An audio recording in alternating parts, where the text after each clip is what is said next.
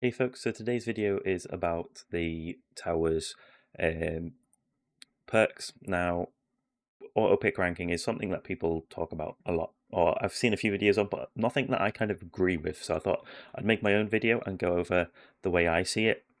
Now, I haven't actually viewed some of this for a while. I've just kind of blocked what I felt like I needed blocking back where I was. So I blocked basically the damage ones to try and make it so that I can do longer runs with a effective health point build.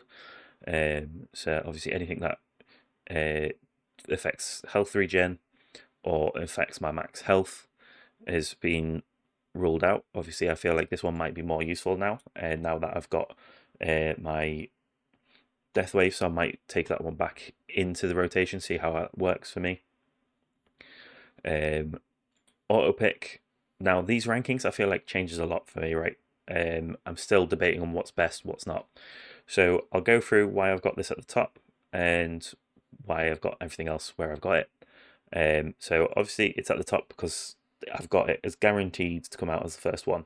The reason I take it as the first one is there's only one of it. Once you selected it, it's out of the pool, so you can't get it come up again.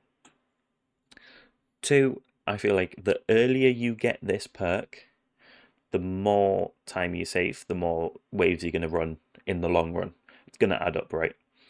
Um, People say the first thing that you should get is the perk wave requirement. I disagree with this because it's retrospective.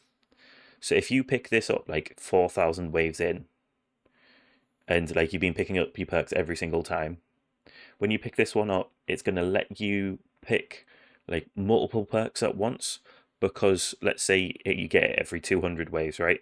Minus 23% is going to be minus 46 waves per perk. So over 4,000, you're going to get like an extra 5, 6 perks. I'm not going to do the math on that, it's going to take too long. So you pick that perk and then you suddenly can pick all other perks to take up at the same time. So getting this straight away isn't that important because it's retrospective. You should pick up other things first, like for example, getting to the next perk quicker.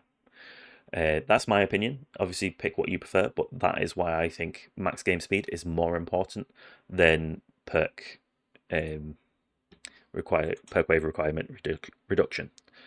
Couldn't say the word there. So anyway, so increased max game speed always top. This one is a must for an EHP build.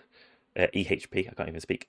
In my opinion, it could also be a must on glass cannon until you're at the point where the damage they deal to you doesn't fucking matter. Pardon my French, but because if they're dealing 55% damage, less damage, yes, you're dealing less damage with your glass cannon, which is going to affect you.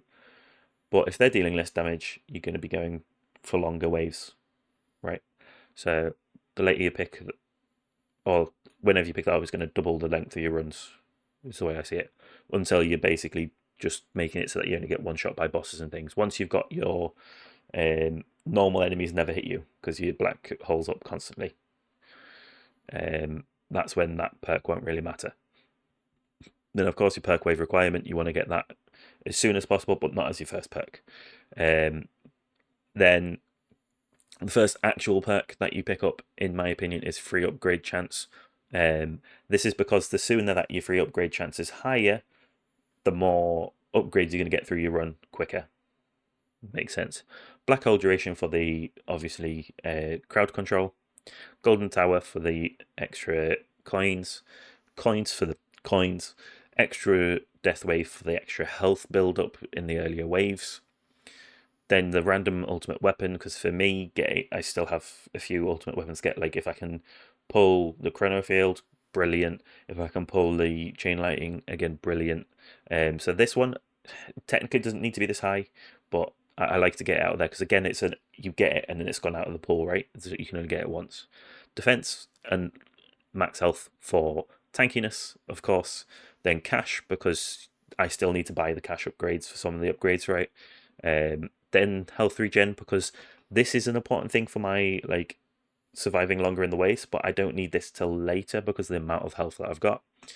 damage because I am going for the glass damage build, and then everything after that. Honestly, these things aren't as important in my opinion. I could be wrong, but to me, everything else is just kind of if I get it, I get it. If I don't, I don't. I don't really care. As I said, this kind of changes around as I see fit, and it should for you as well. If you're changing how your build works, move things up or down. But I feel like these four at the top is definitely the most important. If you're EHP, if you're not doing an EHP build, then I guess this one isn't needed. So that's everything on the perks and how I would do them. I hope it's been helpful, and I'll see you guys in the next video. Ciao for now.